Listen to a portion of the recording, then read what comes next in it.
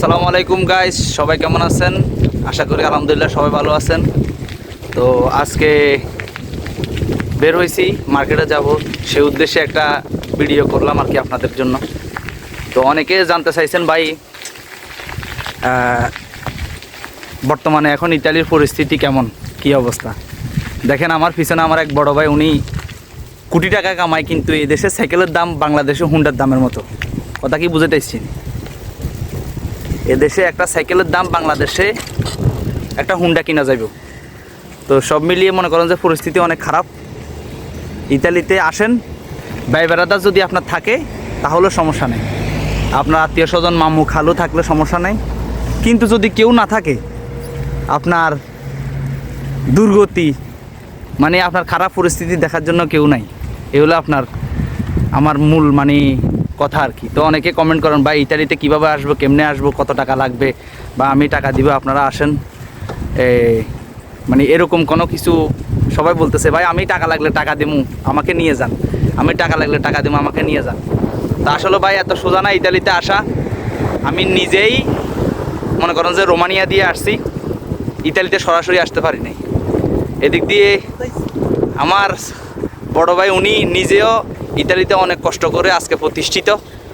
উনি ইতালিতে প্রায় মনে করেন যে 8-10 বছরের মতো উনি সময় দিয়ে আজকে একটা পর্যায়ে আছে। তাও আবার মনে করেন যে পরিবারের টানে, পরিবারের কারণে শখের জিনিসও নিতেছে না, কারণ পরিবার যদি এই টাকাগুলো প্রয়োজন হয়, উনি ইচ্ছা করলে একটা গাড়ি কিনতে পারে, কিন্তু কিনতেছে না। কারণ গাড়ি কিনি কী করবে, এই দেশে ফ্যামিলি নেয়, উনি একা, এত শৌখিনিতা শৌখিনই করে লাভ নেই। তো এখন দোনো ভাই মিলে যাইতেছি মার্কেটের দিকে। আমাদের যে সুপার মার্কেট, ভাই আজকে বার্গার খাওয়াবে নাকি 2-3টে একসাথে।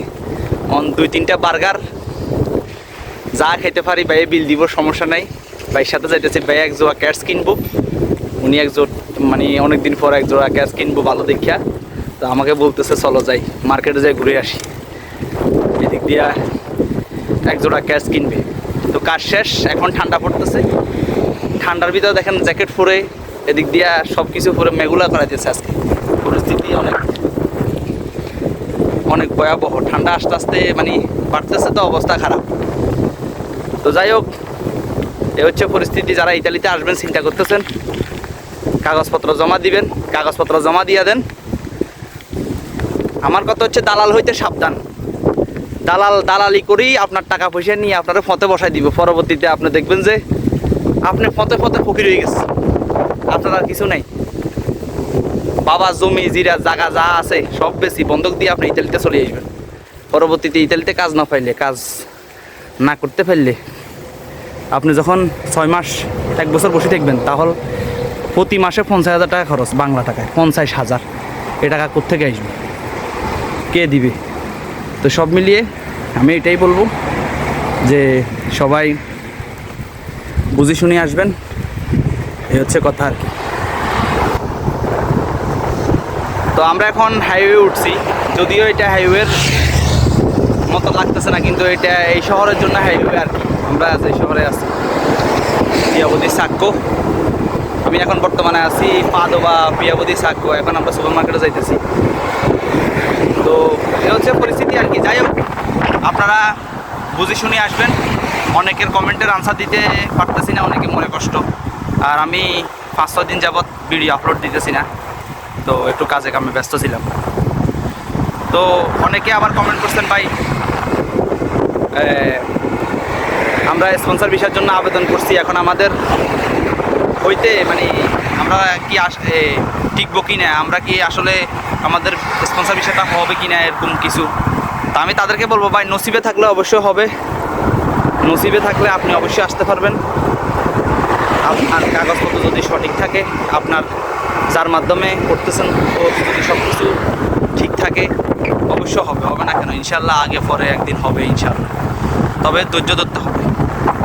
ইতালি ইউরোপ এসে ধৈর্য না ধরলে আপনি কখনো সফল হবেন না। এটা মিডল ইস্টের কান্ট্রিগুলো না যে 1 মাস 1.5 মাসের ভিতরে আপনি সব কিছু প্রসেস করে চলে আসবেন, এই হচ্ছে কথা আর কি। তো আমি যেখানে আছি এটা একটা শহর প্লাস মানে গ্রামের মতো আর কি, দুইটাই মিক্স আছে। প্রাকৃতিক পরিবেশ, বাতাস অনেক। আমার ভিডিওতে অবশ্যই হয়তো বাতাস বা এরকম কিছু আপনারা শুনবেন, গাড়ি যেতেছেন পাশ দিয়ে আসতেছে, এই হচ্ছে কথা আর কি। তো আর কি আপনারা অনেকে লিবিয়া দিয়ে আসার জন্য চিন্তা করতেছেন, লিবিয়া দিয়ে আসবেন। তারপর অনেকে রোমানিয়া দিয়ে আসার জন্য চিন্তা করতেছেন।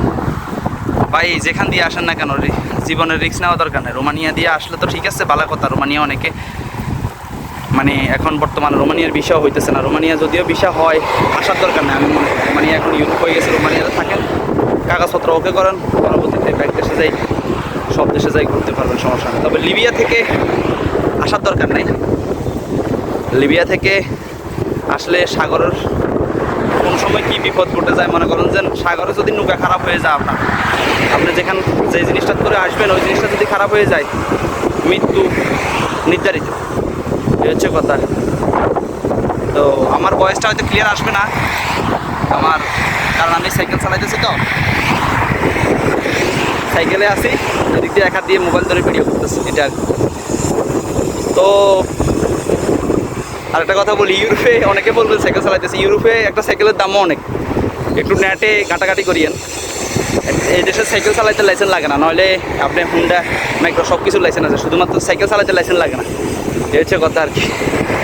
ঠিক আছে, সবাই আমাদের জন্য দোয়া করবেন, আর মনে করেন যে লাইক কমেন্ট শেয়ার করবেন, চ্যানেলটা সাবস্ক্রাইব করবেন। ইনশাআল্লাহ বিভিন্ন তথ্যমূলক ভিডিও ইনশাআল্লাহ দিব। তো আল্লাহ হাফেজ, ভালো থাকেন সবাই।